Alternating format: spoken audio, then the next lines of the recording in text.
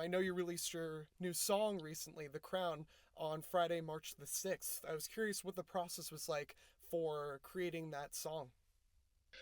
Well, it was actually the first time I was set up to write with Anderson East, who at least I initially believe was just, a writing session. We wrote that song. I guess, people thought it was good enough. Hey, they should write again. So we wrote a few, I don't know, three or four other songs. And I started getting sort of the emails and the texts about like, hey, what would you think about Anderson doing a record on you? Which, I had not put any thought between. I was just writing songs. I will admit, like there was certainly a aspect of like, what's the purpose of these songs? Like, are you going to record them? Am I going to record them? Is somebody else going to record them? Um, I guess Anderson didn't like them enough.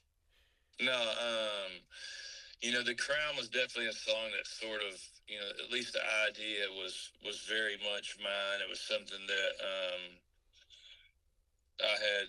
It was a sort of based on a conversation that I'd had, a few weeks prior with a former high school classmate who had, and it was about another former classmate, and like classic case, you sort of go your separate ways after high school, and I will say a lot of people sort of stick around there.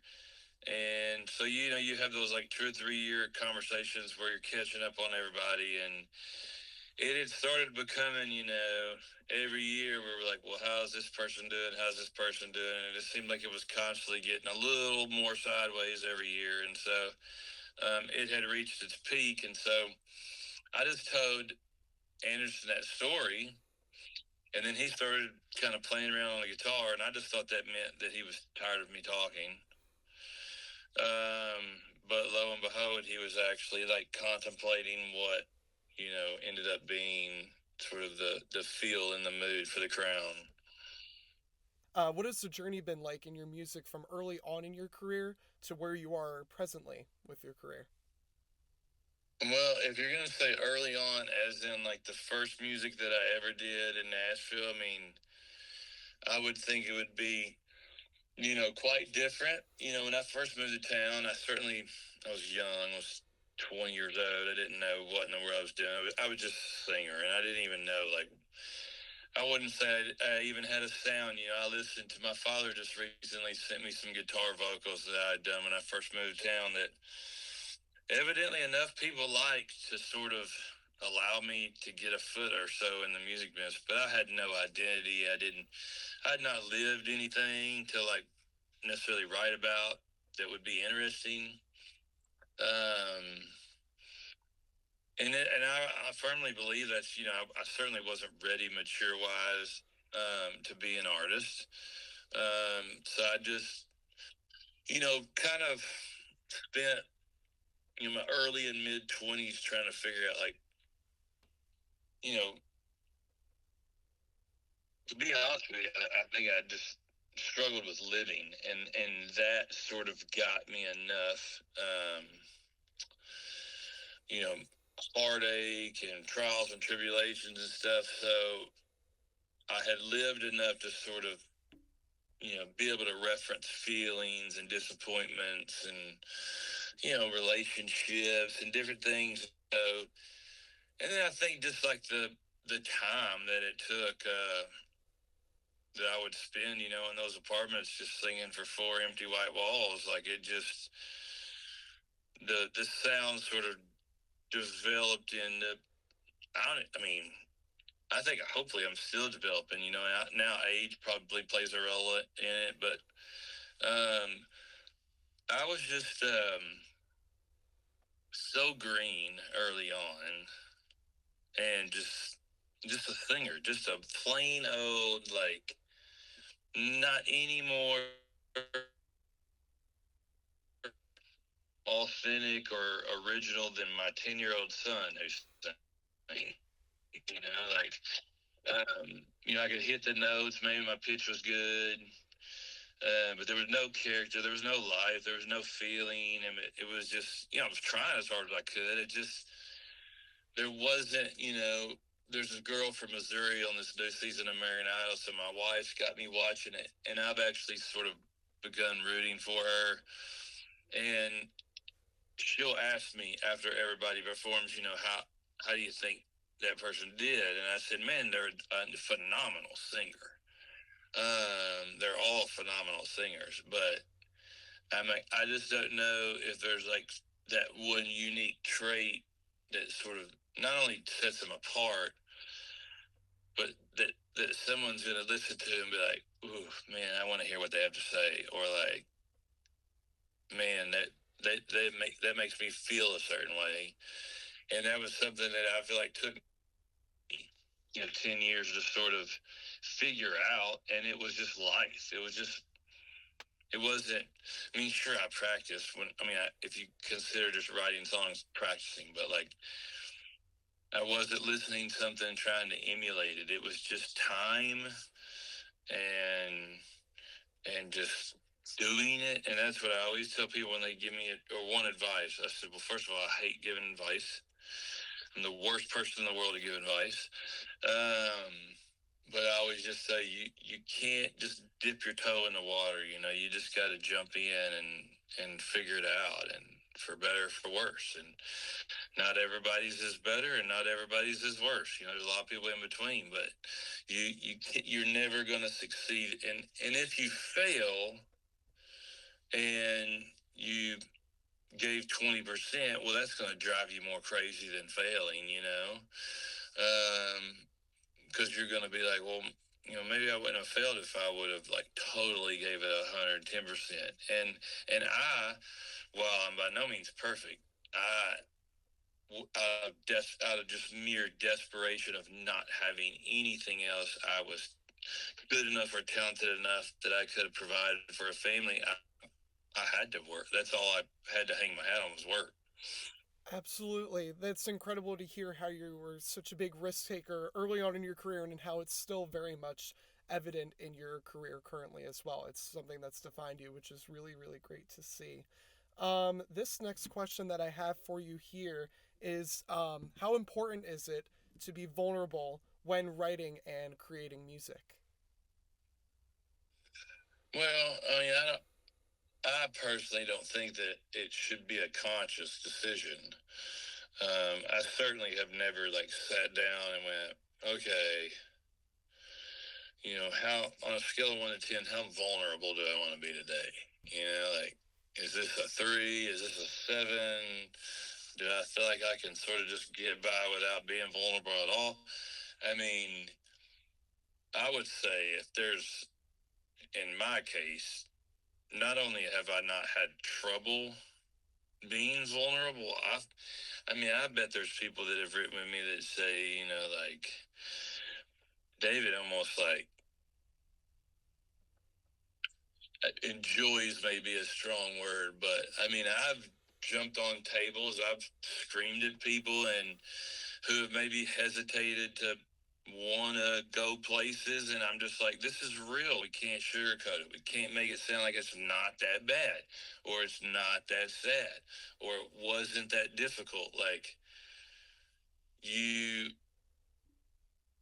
and that's not to say, hey man, just try to make it as brutally brutal as possible just for the sake of doing it. Don't make it up. Don't like insult the listener's intelligence level, but that also can go both ways. I'm also not going to avoid something because I don't think that they can, because I know I've talked to people, I've had, fans come up to me and people come up to me and say, oh my God, that song like got me through something, or, it inspired me so much. And I'm like, I hate that for you. I hate that you had to go through that. I hate that obviously you have something in your life that allows you to identify with it. That sucks. But I am glad, at least, if nothing else, you have somebody to say, oh well, they went through this too. So like they're breathing, so I can evidently like get through this eventually. With my next question here, do you prioritize simplicity when creating music? Oh well, I don't have a college education. I'm not certainly not the.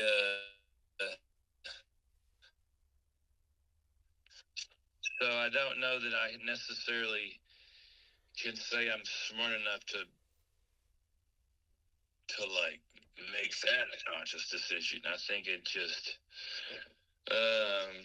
there's been many a times where I've written a song and someone's like, well, I don't know if that's like grammatically like how you would say that, and I'm like, well, I'm not grammatically correct, so like I don't know that it necessarily applies. If you need to put a comma somewhere, go put your comma somewhere. But like as far as like the grammar, the slang, or whatever,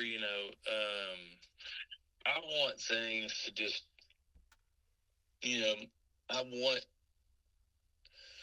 I don't want to say something a certain way to be hip or cool or for clicks or views or whatever. Like, I mean, I think that this is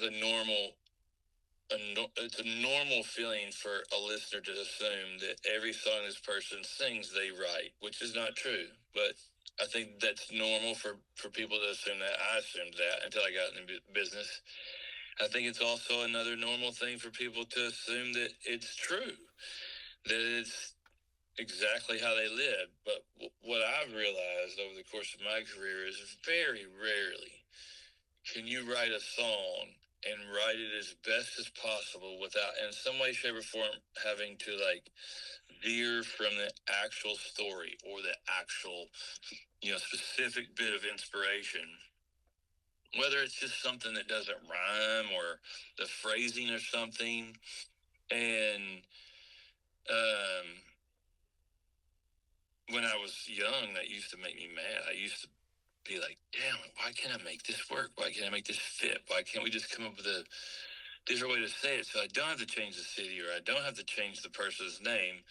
Um, what's ironic with this new song, The Crown, is out of every song that I've ever written, it's easily the most to the verbatim accurate song that I've ever written, and I don't think I know. I know that's why it was so difficult to like. It's like one thing to listen to it and go, okay, man, this is a really great song. Like I'm really proud of this. But when you have something that's that personal and that like detailed,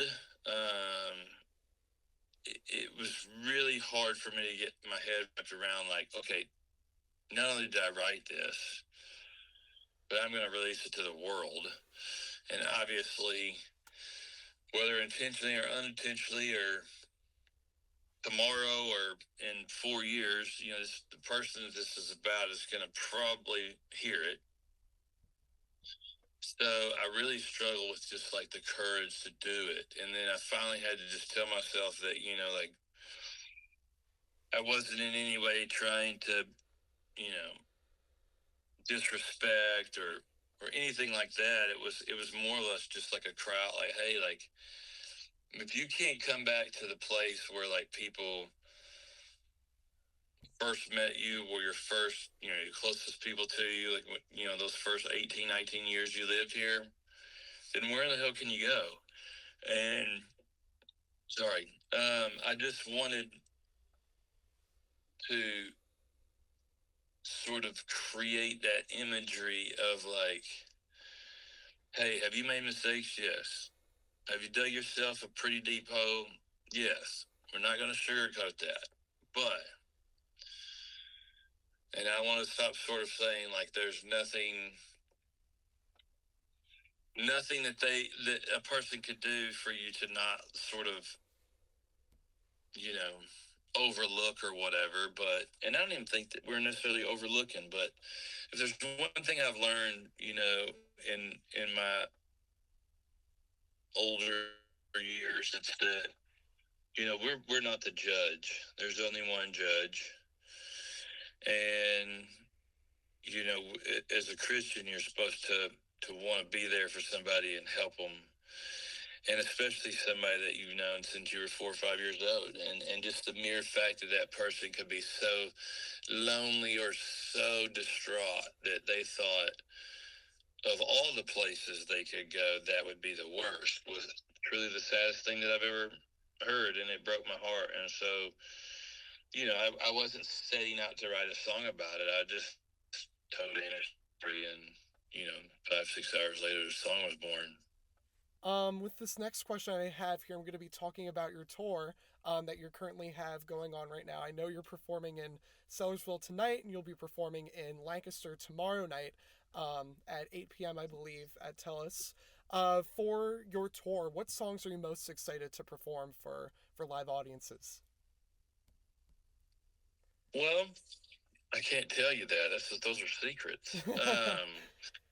You know, the only thing I will reveal is, I would say, at least 50% of the songs that someone would come, if they're familiar with my catalog.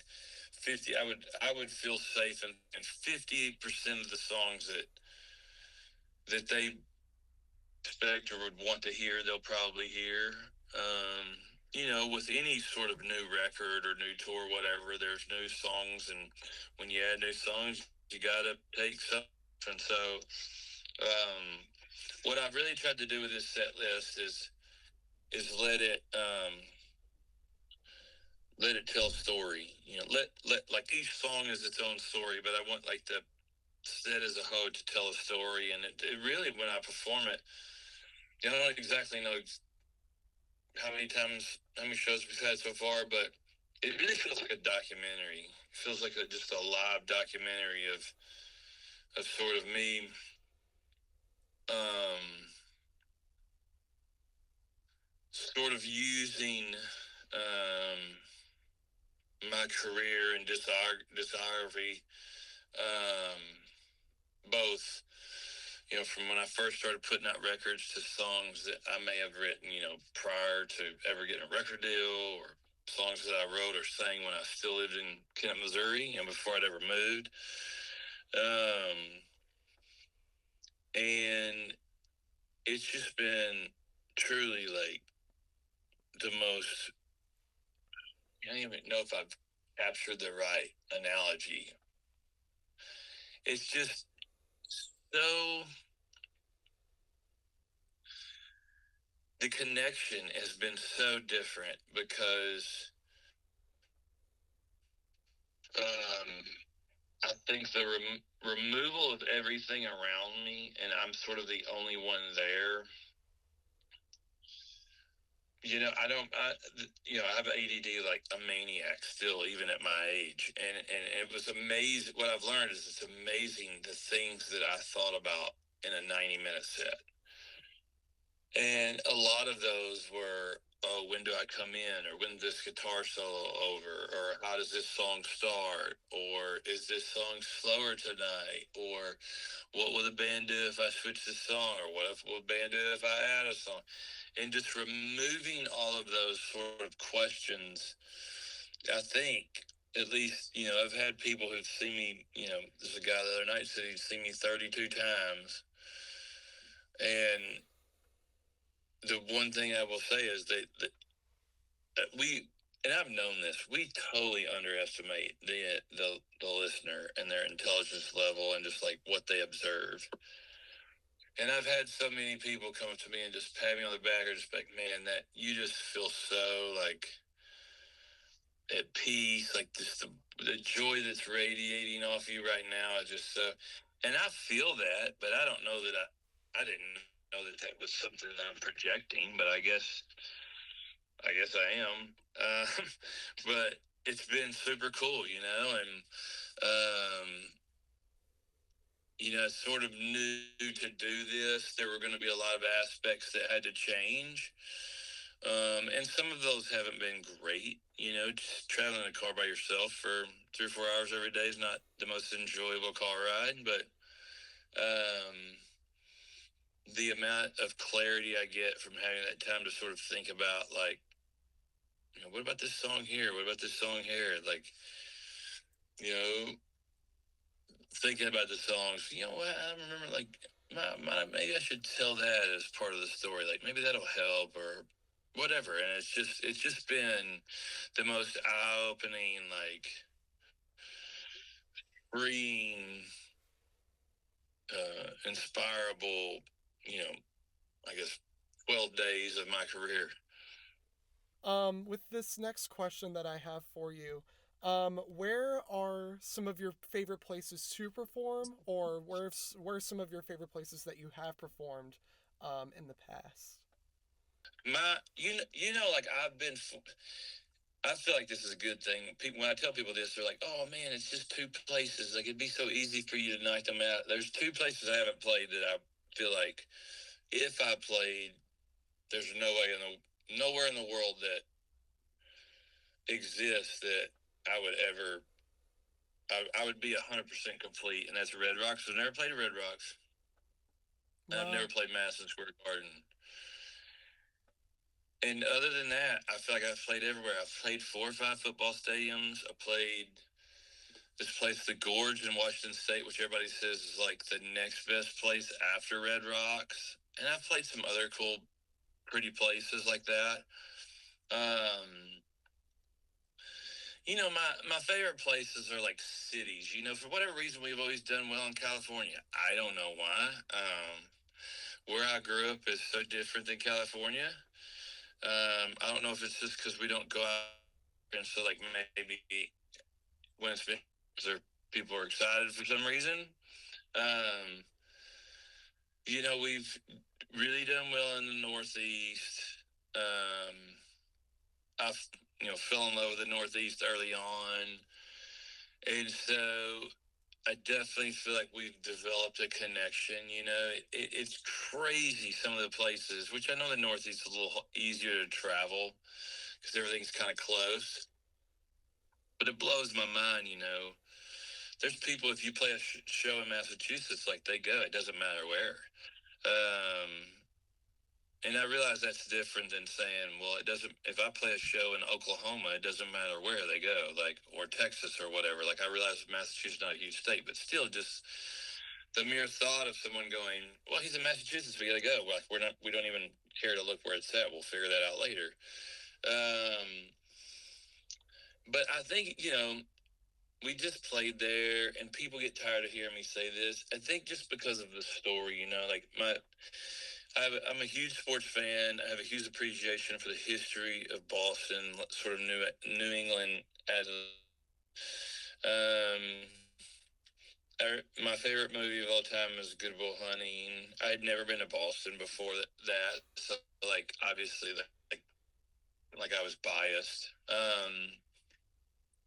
But um, I remember the first time somebody was telling me I was going to play there, and I just remember saying, "That's the most ridiculous thing in the world." Like, haven't you watched Good Will Hunting? You think those is it like that? It's absurd.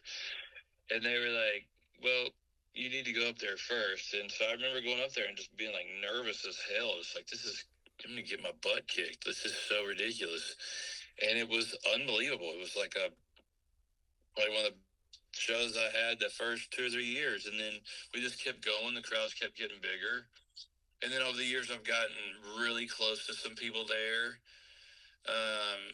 Got some legitimate lifelong friends, and so I think just the randomness of that, sort of how I didn't really expect anything from that, and for then it to become what it has, I think is just like a really cool story. There's venues all over the place. My favorite venue is a place in Columbia, Missouri, which the University of Missouri is. Chicago has always been a great city. When I first started, Birmingham, we did really well in Birmingham. I remember that being random. So, I don't have, um,